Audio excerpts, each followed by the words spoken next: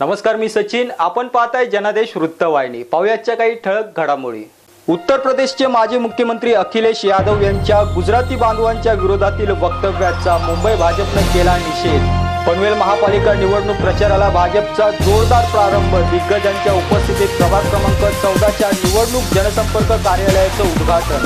Triple तलाक पद्धतीवर सर्वोच्च न्यायालयानं नोंदवलं टीकात्मक मत. पद्धत अनिष्ट आणि घातक असल्याचे न्यायालयाचं मत. भाजपा प्रदेशाध्यक्ष रावसाहेब दानवेंच्या शेतकरी विरोधी अपशब्दाच्या निषेधार्थ अमरावती अंजनगाव काँग्रेसने केली दानवेंच्या प्रतिकात्मक पुतळ्याची होळी.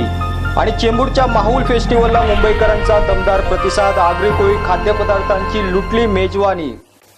भाजपा प्रदेशाध्यक्ष रावसाहेब दानवे यांनी शेतकऱ्यांप्रती ज्या अपशब्दाचा उल्लेख केला त्या अपशब्दाची पदवीच दानवेंना प्रदान करावी असे निवेदन अमरावतीच्या अंजनगाव तालुका काँग्रेस कमिटीने तहसीलदारांना दिले. त्यांनी या वक्तव्याचा निषेध करत दानवे यांच्या प्रतिकात्मक पुतळ्याची होळी देखील केली.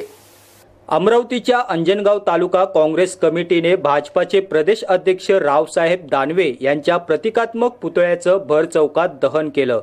जालना येथे भाजपा कार्यकर्त्यांच्या मेळाव्यात रावसाहेब दानवे यांनी शेतकऱ्यांप्रती अपशब्दाचा वापर केला होता.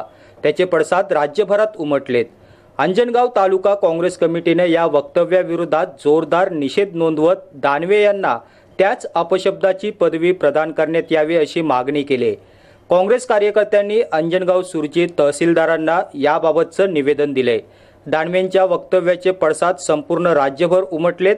काँग्रेस कार्यकर्त्यांनीही आक्रमक होत त्यांच्या या वक्तव्याचा निषेध केलाय. अमरावतीहून जावेद शहा, जनादेश वृत्तवाहिनीकरिता.